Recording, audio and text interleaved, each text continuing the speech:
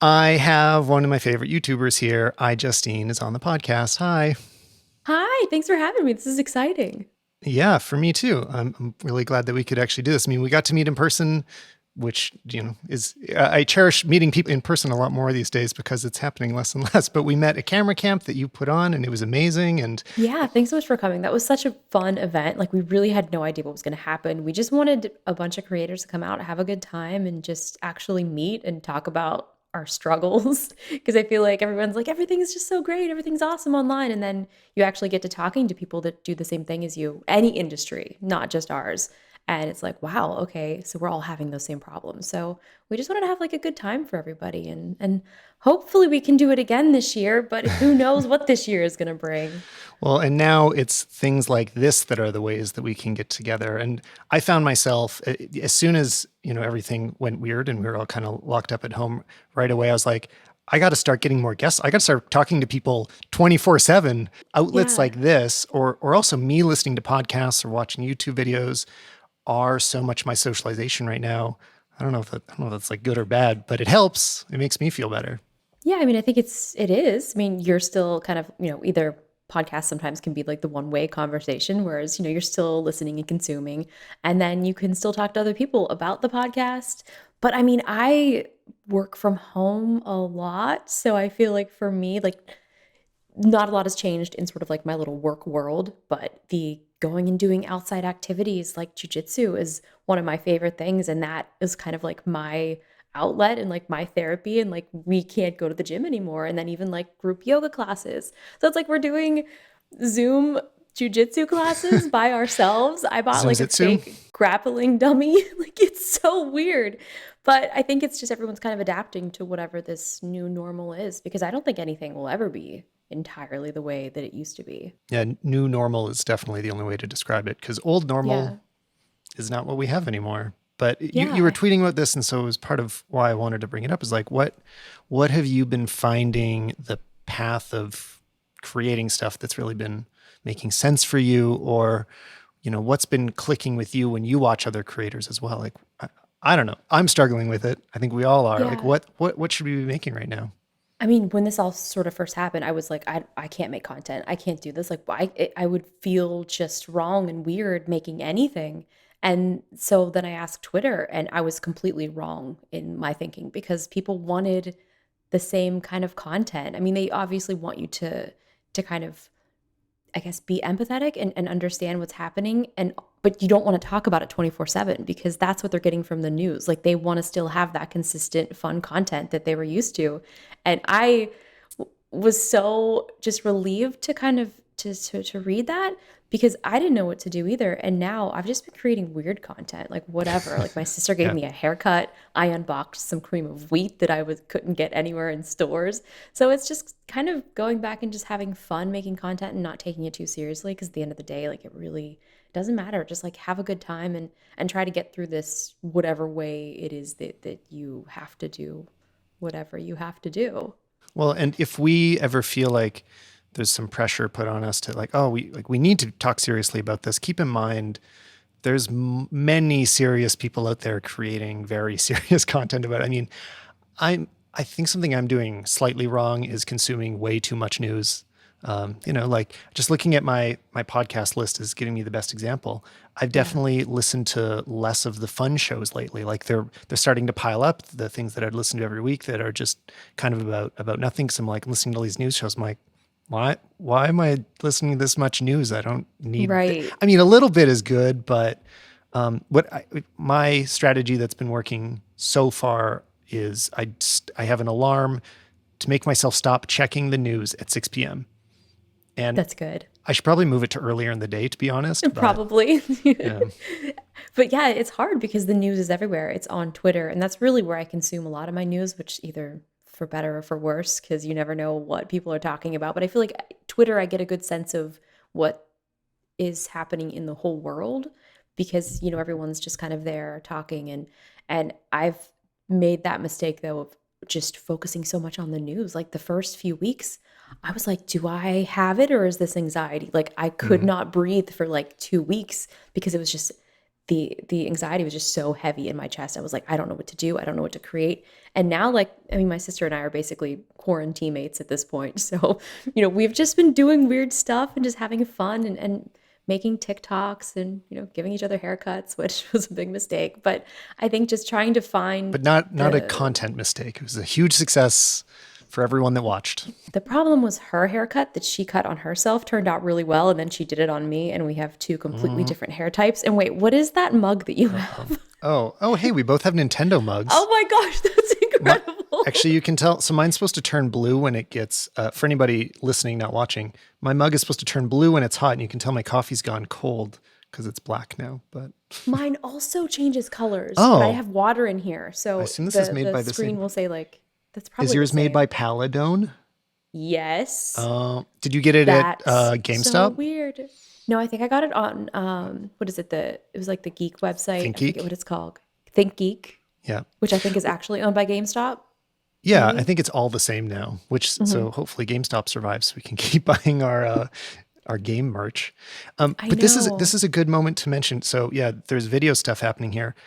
Any listeners out there, I did launch this podcast as a separate YouTube channel now, which is a new thing. Before I would only occasionally post videos, but it it doesn't fit. It's hard to merge really long form content and short form stuff. So I separated them. I think it makes more sense. But there's like no subscribers there right now. So if you want to Yeah. go to the Stallman podcast on YouTube because it's starting from complete scratch like last week. So Well, that's exciting though, and it's hard too because there's audiences everywhere, which was one of my original strategies when I first started anything online like 14 years ago. I was like, I'm going to post everything everywhere. And I did, and that was exhausting, but I also realized that some people don't go on Twitter, some people don't go on Instagram, so it's like you kind of have to sort of feed each one of those areas. there was websites that would just upload your video to everything. Like so it'd go to Daily Motion and to what Yes. else? What else doesn't even exist anymore that nobody. Rever. Do you remember Yes, Rever? absolutely. Rever. Yeah. And I can't remember the site that would upload it everywhere, but YouTube was just secondary. It was not the primary thing. Like I thought video podcasts were just as important for a while. For For a long sure. time, your name was I mostly knew through MacBreak, and then YouTube became so much bigger than podcasts. Yeah. I don't know. It's interesting. It is really interesting, but it was like I remember doing a podcast in like 2006, which I can't for the life of me get it off of iTunes. It's just like me and my friend being weird, of course, which is funny because now that the whole quarantine thing, like I'm just kind of going back to being like my silly weird self, and everyone's like, "Oh my gosh, the quarantine has got to her." I'm like, "No, I'm just kind of like just doing whatever." But it is really crazy to see how much everything has changed. I have a whole closet full of startup t-shirts that no longer exist anymore. It's Yeah. so weird to just Wow. go through. Do you remember Jump Cut? It was No. like the first video editing website. So you would like Yeah. upload different clips. It was incredible. And you I do met the like some, editing after you uploaded all the stuff. yeah, you would upload the clips and then they would have like a little timeline and they had this really great community. And I miss it so much. It was a really cool website. There was definitely a different, like those little pockets of community felt tighter knit back in the day. For me, Hmm. back then, my community was iStock Photo because that's where I'd sell my photos and I worked there. But the forums there were pre Facebook, and MySpace was not the same as Facebook became. So there'd be these little like pockets of community that meant a lot, and now I don't know, it's shifted. But Yeah, there was even it was like some Mac forum that I used to be a huge part of. Like my original screen name was like X31337 because I was like such a elite hacker and gamer in high school. I was like, I'm so cool. I wasn't, but I remember iStock Photo because I used it so much because I went to school for graphic design and video production, but I ended up out of school getting a graphic design job. So iStock Photo was like my savior. There was like this one guy on there. I don't ever know what his name was, but he was like the poster child for like stock photos. And he was in like every single one of like my banners and like postcards and everything. I I wish I think I could can find a imagine picture of him him. now. I bet it was Scott Blake, who's a guy. He might have been that poster child. And it was funny because this was in common when I met Peter McKinnon for the first time in person. We were like, wait, you were on iStock? I was on iStock too. And it was exactly the same time, but we were like in just different sub circles of the community. Yeah. This was So, probably like 2005, maybe? yep, same Like here. very early. Yeah. And so, speaking of editing videos, though, you did this really cool Final Cut tutorial course full thing with Ripple Training recently, and I like the way you promoted it. You did that flashback series to the Mhm. olden days, which was pretty awesome. Tell me a bit Yeah. about the course, and I don't know what it's like going through that old footage too. It was actually really fun, and we did, it's basically like my start to finish of making a YouTube video. So like working with Ripple Training guys, I feel like we have two very different editing styles, whereas I kind of have all my footage and I sort of storytell in the timeline where they kind of have scripted content. And it was great because we both learned a lot from each other. So they watched me edit a full YouTube video, and then we kind of scripted around making the video. So they just kind of took what I was doing, we scripted it, and then shot everything in segments. So it was really funny because they're like, "Wow, that's really weird. Like we would never would have thought to do that." Yeah. And then they gave me suggestions. So we put together a really great course of, start to finish of what I do to make a YouTube video. And we gave the footage, which is always hard with a lot of these trainings. You don't have any footage to edit, especially if you're a beginner. Like you don't want to go out and start shooting a bunch of stuff just to learn, which is honestly the reason that I started my YouTube channel. I wanted to learn to edit, so I just started filming myself, and it's really weird to think that that's really actually how I got started. Yeah, when I was making dumb videos in high school, there's no concept that it would go anywhere. Like No. maybe all I could imagine is like, I don't know, I could make corporate videos someday. That was the only career Mhm. path from it. Other than that, it was just for fun. And now, if you're just screwing around making videos for fun, that could be your thing. That could be your TikTok. That could be your whatever it is. And Yeah, it's the same thing we were doing, but now the whole world's watching it all at once. which could be a good thing or a bad thing, but it is I'm just very glad my videos are gone. yeah, I mean, I want to make some of them private, but at some point, like, I love having that archive there, and it's just kinda cool to see that, "Hey, I've been doing this for this long, this stuff is still there. Yeah, it's trash, but you gotta start somewhere." I mean, this was so long ago. I think it was really good for you to do that video though, because the Ripple Training guys are awesome. Like when they taught a class at Camera Camp, and Mhm. instantly in the first 10 minutes, I had 3 things that I now use in every video. Like right away, I was like, wow, Yeah. I need that. I need that. I need that. And I started integrating them into my workflow right away. But it's true that they are approaching it from a bit more of a traditional professional perspective of that you're going to have, external audio, and you're going to have somewhat of a script, and you're going to have B-roll for all the A-roll. And it is really different doing YouTube, like learning what the format is that you're able to quickly finish. I mean, that's so much of it is like coming up with an idea that you can finish in a reasonable amount of time is so much of Yeah. the YouTube challenge that I still struggle with all the time. It's hard, and then people think that, "Oh, you just made this video, like, really quickly, it's great, whatever, watch it, it's gone." I'm like, "That video probably took me over 80 hours to do." It's like Yeah. between like, even for the iPad Pro video, we had such a short turnaround for that. It's like we shot for maybe 2 days, maybe, like, 2 half days, and then maybe, like, 20 to 30 hours of just editing and going through footage, and thankfully, like, now I've worked with, another Tyler who we've been working together, like, the past year, so he would do like a rough edit, and then I would start on the first half fixing that one up, and then he's working on fixing up the second half, then he sends me the XML, and then I'm kind of merging all of this stuff together. So I was like, at this point, like that would have taken me alone maybe 60 hours, but being able to like cut that down and cut that in half has been really amazing because up I've, until last year I edited everything myself still. oof. Yeah. I mean, I know that feeling. I go back and forth with assistant editors sometimes, but I still edit a lot of it by myself, and it's a huge time sink. Have you tried PostLab or looked into it? Yes, I have. We just started working with that this week, so I'm Yeah, I very, just very downloaded the excited demo about this it. week too. Oh, that's cool, yeah. So I'm I think it's excited really about smart. that. So that between Frame.io and PostLab and everything else, I feel like we're gonna get a pretty good work from home system happening. Even though, I mean, we just are so used to sending back XML files back and forth that I'm like, "All right, click, relink." But yeah, PostLab looks really great. I'm excited about that. Yeah, I don't know if I need it yet, but it just looks so polished. And for anybody that doesn't know about it, it's basically a like check in, check out, manage like project management system for multiple editors and Final Cut. You could even use it by yourself just to keep track of previous edits, and but especially for handing around libraries and keeping track of stuff like that. I don't know if it's good yet, but it looks good. Yeah, And then so far I'm pretty excited about it. so what are you going to work on next? Do you have any sort of lack of inspiration right now, or is it all kind of coming kind of easily because you have enough time on your hands to think of fun ideas. I mean, when I have no distractions, like that's where I thrive. Like my problem is I love isolation. I'm an extreme introvert. So for me, I'm like, oh, this is great. I don't have to go anywhere. And that's the problem because it's taken me years to be comfortable, like going out and doing things, going to group classes and hanging out and going to events. So I'm like, no, my biggest fear is me like reverting back to like my old self of just sitting at home, which I enjoy, but it's not a very good lifestyle. Yeah, I can relate to that. That it can be easy for me to want to do that, but I know that's not really what I should be doing. And also, I think it's going to be hardest for young people, like Mhm. especially anybody that's listening that might be between 13 and 20.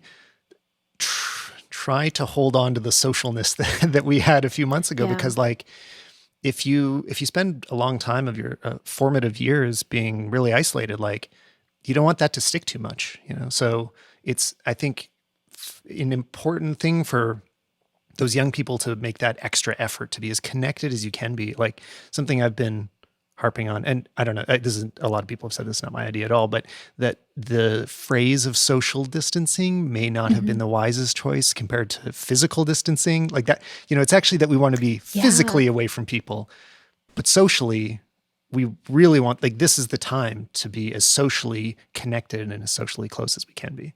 Yeah, it is a weird term. I mean, I guess that's the term that they used before, so it's just sort of like, okay, that's a nice We'll all say recycled that. word. Yeah, but I mean, it's just so strange. And it was weird here in LA because they were encouraging people to still go outside and go for hikes. But my sister and I were like, great, okay, we can still hike.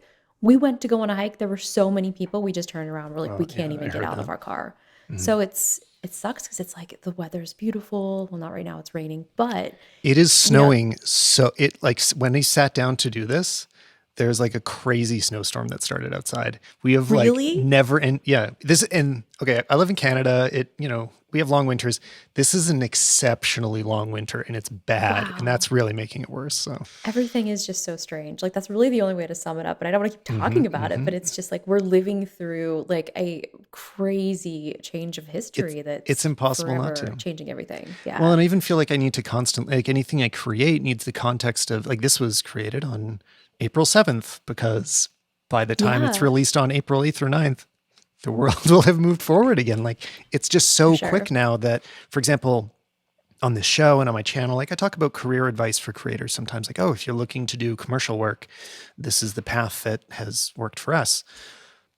I don't know what that advice is anymore, because whenever we Yeah. come out of this, it will be a different marketplace. It's going to be like different strategies are going to work really well. So there will be new opportunities with that. You know, it means that it's also exciting for young people, because if you haven't done this before, you might stumble into the brave new world that is about to explode in a good way. But Mhm. at the same time, you know, it's hard to say what anybody should do because we're trying to figure it out. Yeah. And it's like I've been doing sort of, well, you as well, like this whole internet thing for like my whole life. So it's like second nature just to be like, all right, hold on. I don't need a production team. I've been just shooting a bunch of videos at my house by Right. myself and then I go and edit them.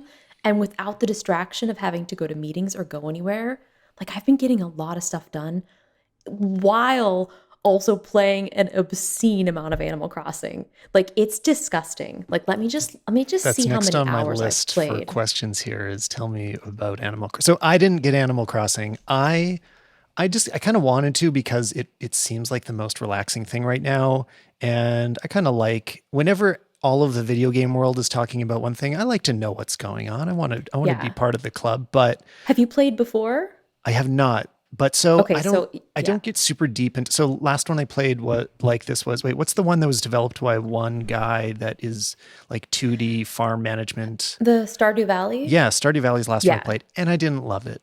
So I think that means I wouldn't love Animal Crossing. Am I I right? don't think you would because this has Yeah. turned into a second job and a second life. Like I'm fighting with animal villagers, but I've played the game before. Like it was funny. I was actually looking through a bunch of old baby photos of my dog, and it was weird because I had this flashback. It was like 2015. I was playing Animal Crossing on my Nintendo 3DS, and then little Maddie was just sitting there, and I looked down. I was like, oh my gosh, I'm doing the same exact thing, 2020, the new version. But I'm a huge fan of the game, and it's just fun because this one people are having like island parties, like you're inviting your friends over, so you can have 8 people at a time come to like your island and hang out. So I feel like if you've never played it before, it's and you didn't like Stardew Valley, you probably wouldn't enjoy it very much. Well, I didn't dislike it. I Yeah. just didn't.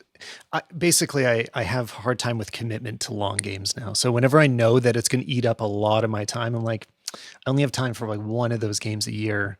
But I've played for 115 hours since March and you're 20th. still being productive.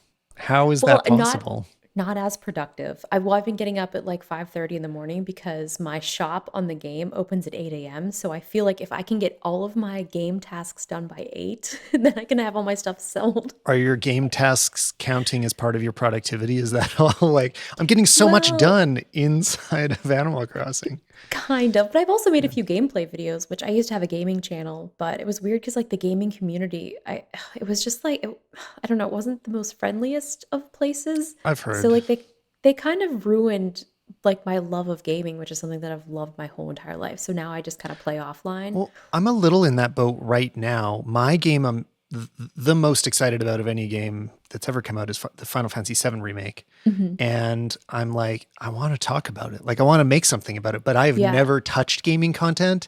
And am I just going to get roasted because, I don't know what I'm talking about or it's not what my channel's about? So I'm debating that right now too.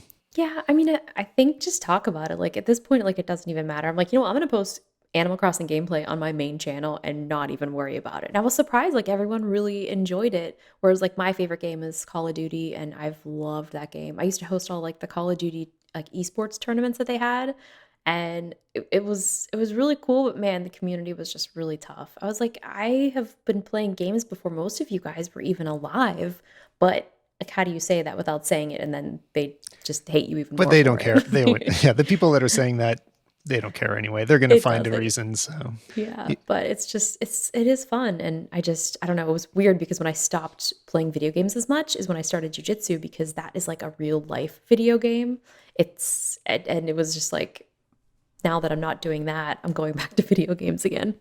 so with your jujitsu thing, why did you choose that specifically? Like, out of any sport you could have taken on, what brought you to jujitsu? I was always fascinated by it because it's one of the only sports where you can actually go, I guess, I mean, mostly like boxing and MMA and stuff like that. Like you can't actually, I guess, work to your full potential because you can't go full on and punch somebody. But with jujitsu, you can go to the point where you tap. So it's like one of the only sports that can take you to that level. And it's also a very gentle art. So it's basically like fighting, but yoga. And it's just the whole like mental aspect of it. And it really is, I don't know, it's incredible. Like it was really a life-changing thing. I mean, the Mhm. first year of it was terrifying.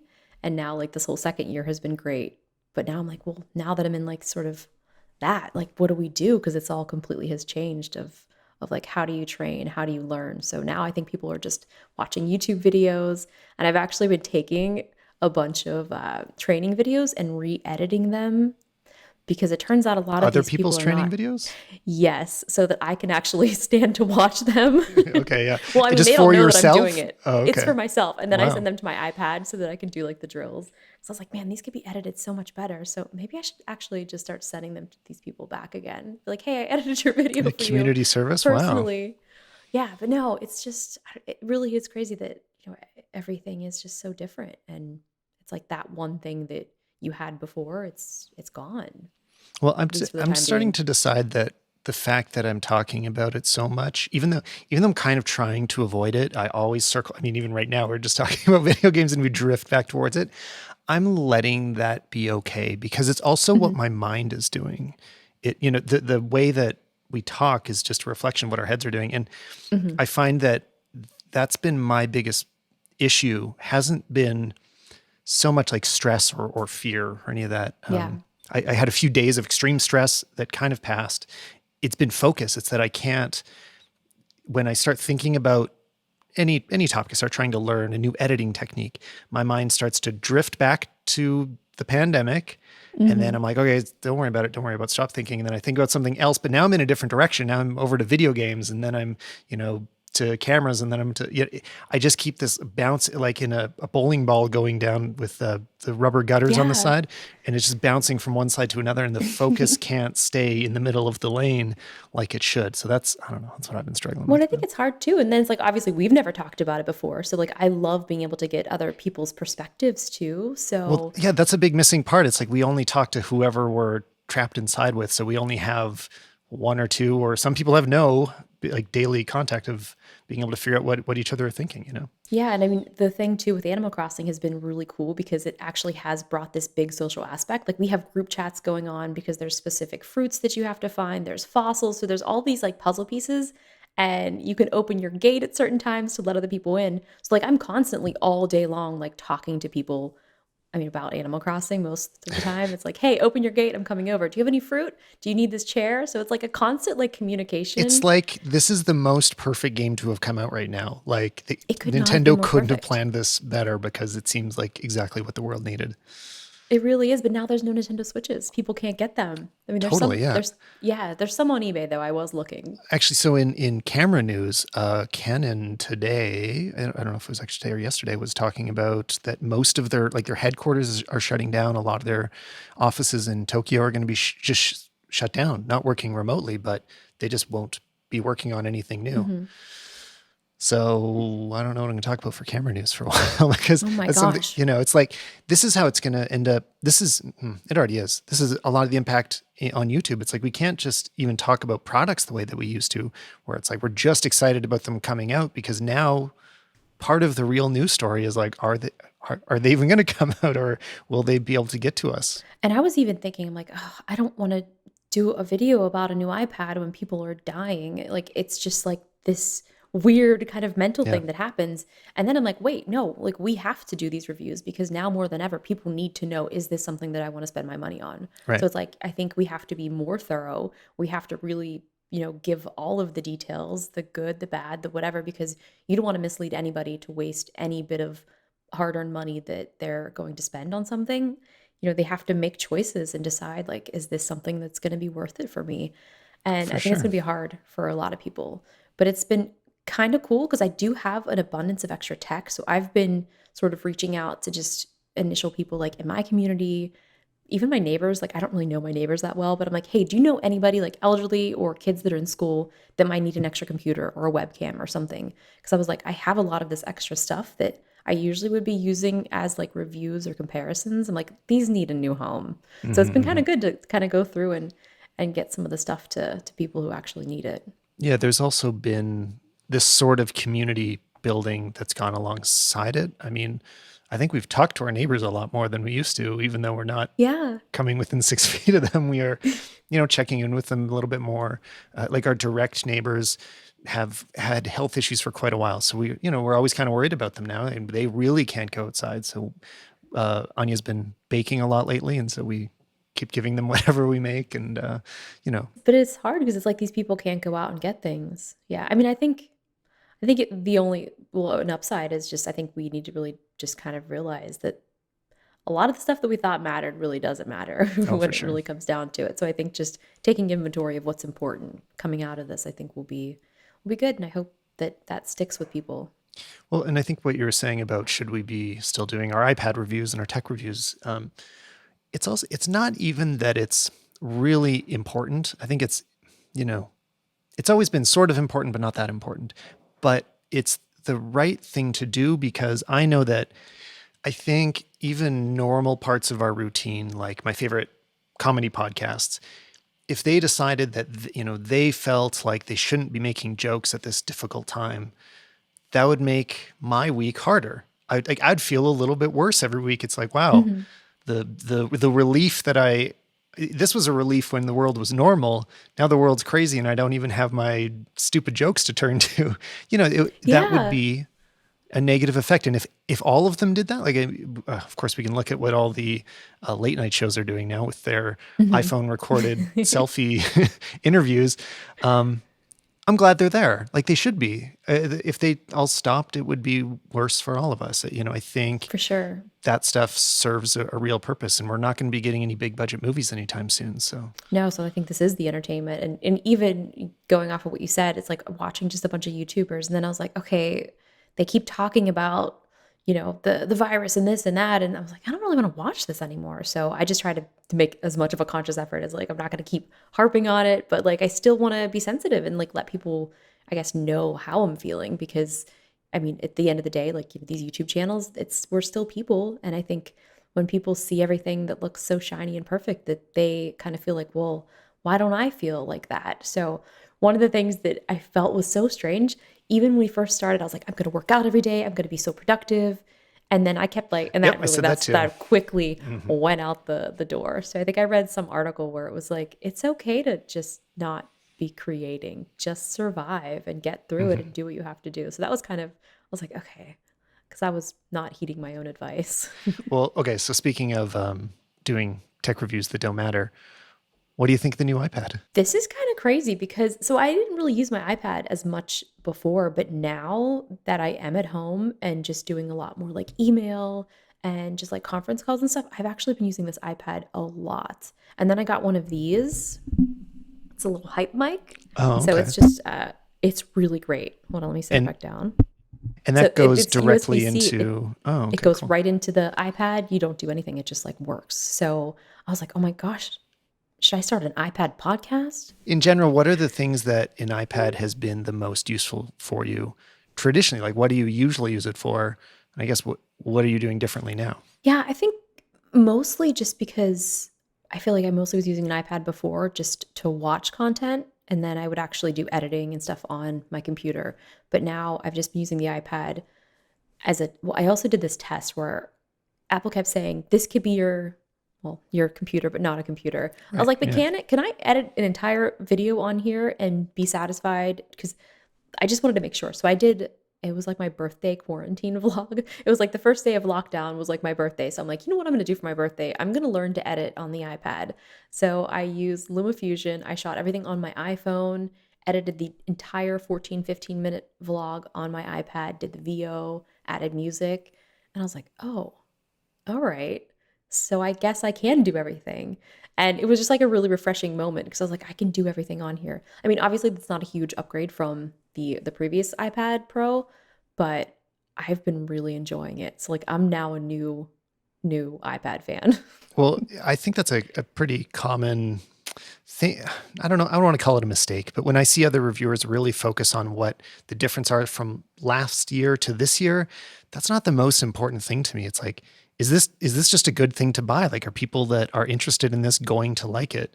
And last year's iPad was amazing. I mean, we're talking about the iPad Pro Yeah. specifically here. Hmm. The iPad Pro was so good last year, and it's so good again with some more upgrades. So it's like I know it's not exciting. The differences aren't, they're not crazy, but it's just such a good device that I can't find much bad to say about it. No, and the amount that I have been using it, even from going back to Animal Crossing. So there's like different fruit hybrid combination or flower hybrid combinations. Yeah. So I've been using the iPad a lot, just like next to me as I'm like scrolling through to get all these things.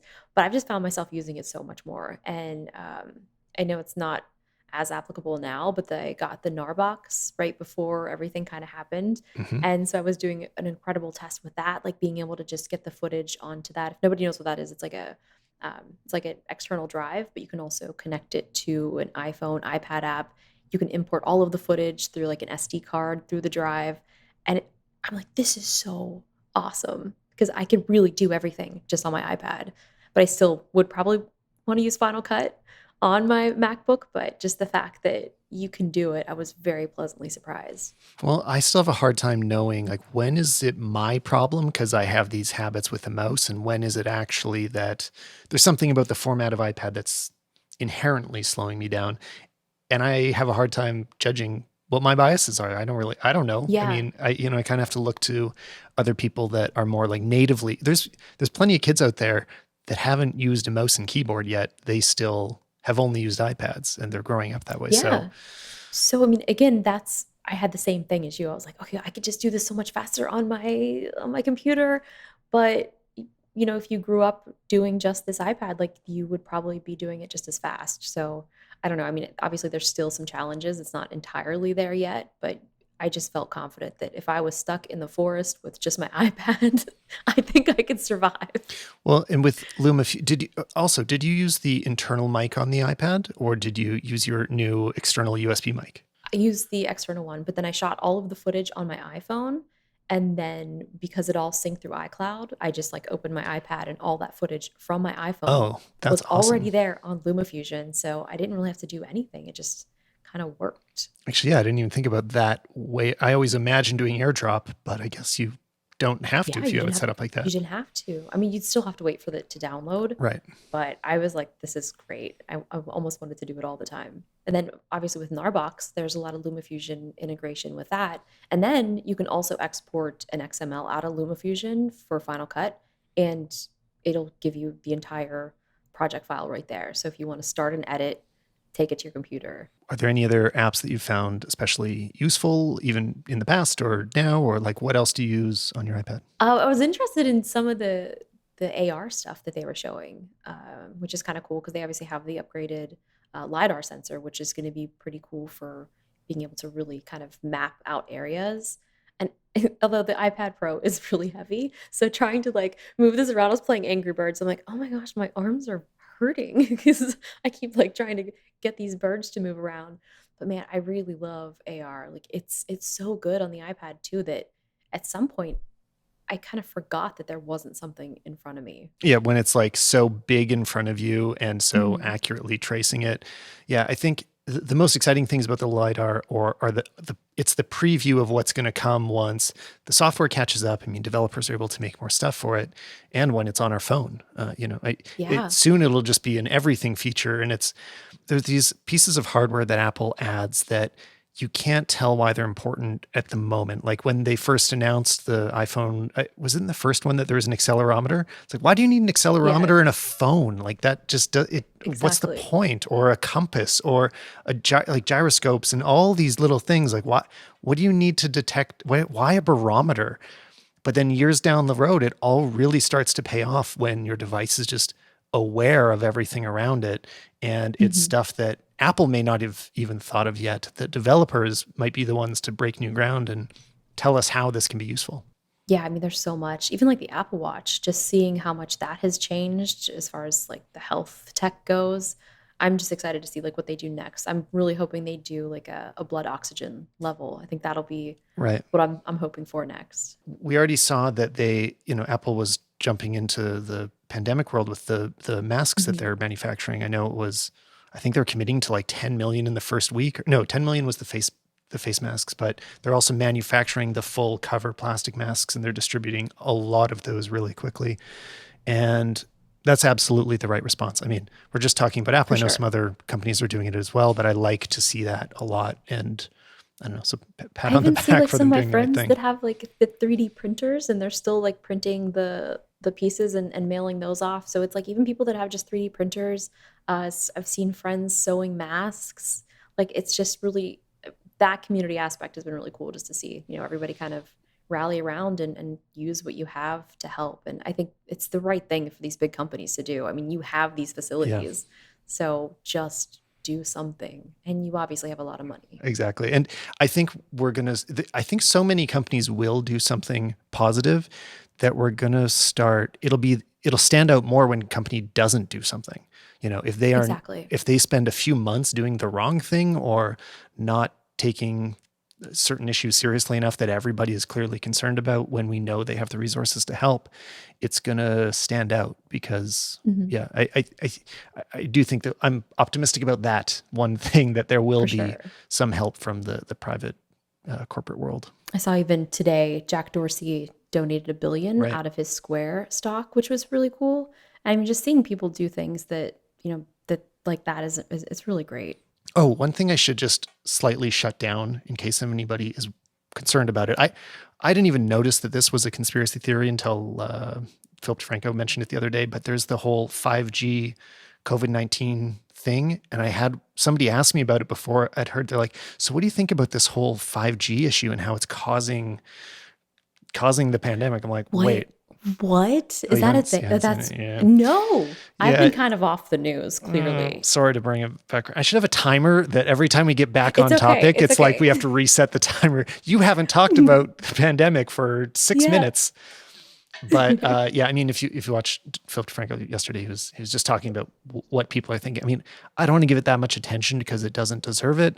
But needless to say, there's really no connection between 5G towers and what's happening. And his instant refutation that I think is totally makes sense is like Iran has some of the highest cases, and there are no 5G towers in that country.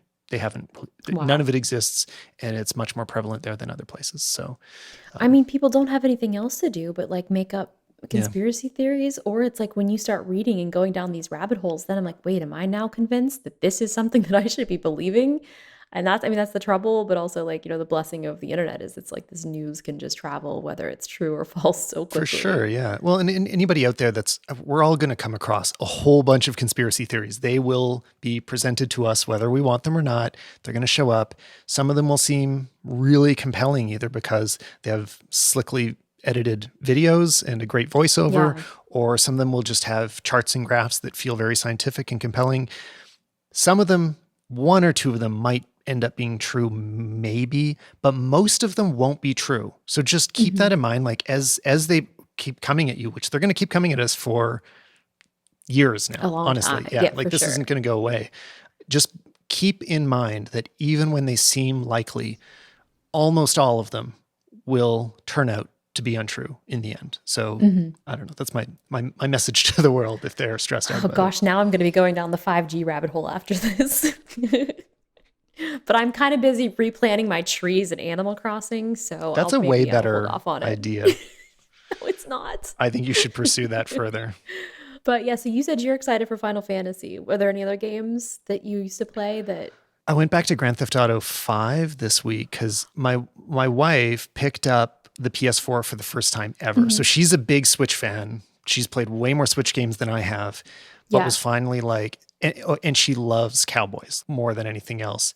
And she's like, I think I'm going to play Red Dead Redemption 2. I'm like, yes, you should. I basically bought it because I thought she'd think it was cool, Yeah. and then she didn't play it. So now she's almost beat it, which means I've had less time with my PlayStation lately. But I'm Oh my glad. I mean, goodness. it's cool that she's found like jumped genres to like the super realistic world. Like there's a Hmm. big difference between Nintendo game design and what we're used to on like the big consoles. And I For think sure. there's going to be a lot of stuff that she likes because of that. So she was playing Red Dead.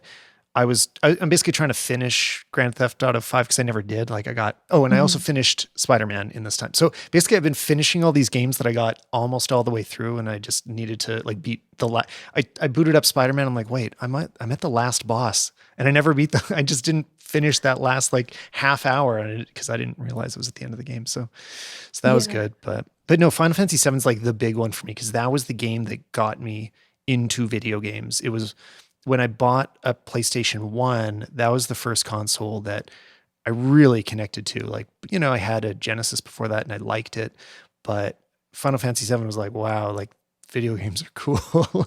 And Yeah. the big moment was I had a sleepover with my friend and I was like, let's do a speed run of Final Fantasy 7 and try to beat it without sleeping.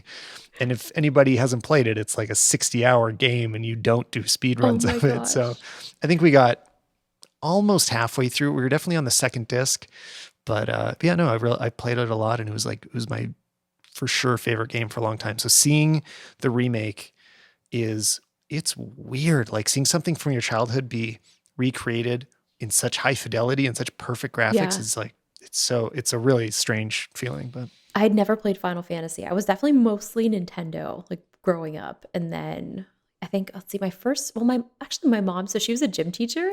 So she used to like get different gadgets and stuff that she would use like in her class. So I do remember she did get a PlayStation and a Dreamcast. And then I was over there still with my Nintendo. But man, yeah, it really is wild just to see like all of these things change. And the fact that like Nintendo has like the mini consoles, actually Sega does as well, but like those mini consoles that have all right. those games. Oh yeah, And it's like amazing. that's like all of these things are like my childhood dream. And also today, depending upon when anybody's watching or listening, Lego announced some more updates about their Lego Nintendo collab. Did you see that at I all? saw that I just saw that it was the last video posted right before we started talking now, but I didn't watch your video yet, so I don't know about it. Tell me Oh now. yeah, no, it's really cool. So they basically like this Lego Mario has an accelerometer, a gyroscope. It has a little mini camera in it to read sensors on different like Lego. I guess they have like Goombas and they have all these other characters, but you basically create a course out of Lego and you just take Mario, he collects coins as you make the courses. And it's really cool. I mean, this is like I Awesome. feel like a dream come true as a child of like Lego and Nintendo together. And they did it in a very unique way. That's like what the whole entertainment industry is built for now, is to let 30 somethings relive their childhood. It's all Oh, for like everything's sure. built around us, just like whatever we loved then, let's do it forever. And it seems to be working for them. I mean, I keep spending money on it. So Me too. Well, now yeah. there's the thing because like the Lego is expensive. Like when I was a kid, I mean, you would maybe get like, one a year or something for your birthday or for Christmas. And now as an adult, I'm like, I can be irresponsible I can and have buy all of these I can Lego fill my sets. whole basement with Death Stars and Yeah. yeah, So for I sure. feel like you kind of that child in all of us, I think you always find that thing and you're like, wow, this is what I'm gonna spend my money on. But yeah, Lego, I love Lego so much.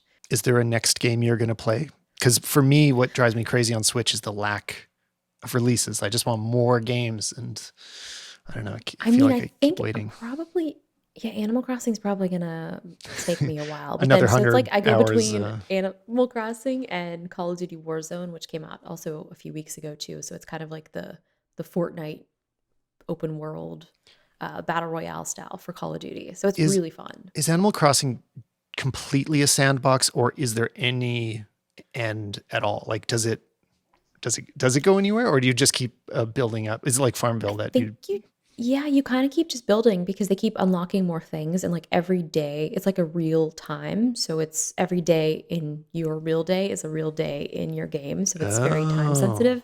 And so I when you also accidentally picked that I was in the southern hemisphere. So right now we're going into fall in my game and I can't change it, but it's so that's good why you're waking up because at 5 in the morning all the time. Is yeah, basically. But the time is the same, but it thinks that I'm in the southern hemisphere. So like the seasons and stuff are the same. So all of my other friends right now they're going into spring. So I have different bugs than they would have. This game is so ah, expansive, like it's ridiculous. Like different fish. So people will come to my island to fish my fish and then I go to theirs because they have other ones. It's never ending. I think like now I'm just realized that like this is my life now. It's it sounds like I know what I should be doing after we hang up here, but I mean, it's kind of fun. It's kind of cool. I mean, maybe just like check it out. See what you think. You can I come to my island. I'll give I'm you all of you the fruit that you could need to start. oh, that sounds worth it. Yeah, it's great. Well, thanks so much for the offer, Justine, and for coming on the show. I Mhm. really appreciate it. It was great to hang out. This was really fun. Yeah, we'll have to do this again after the pandemic's over, so we don't have to talk about Yeah, it at all. exactly. No pandemic talk next time. We will get over all of the wrong topics. But Oh my yeah. gosh. No, this was fun. It was all over the place, but I feel like we wouldn't have it any other way. Yeah, we're all over the place lately. Thanks, Justine. Thank you.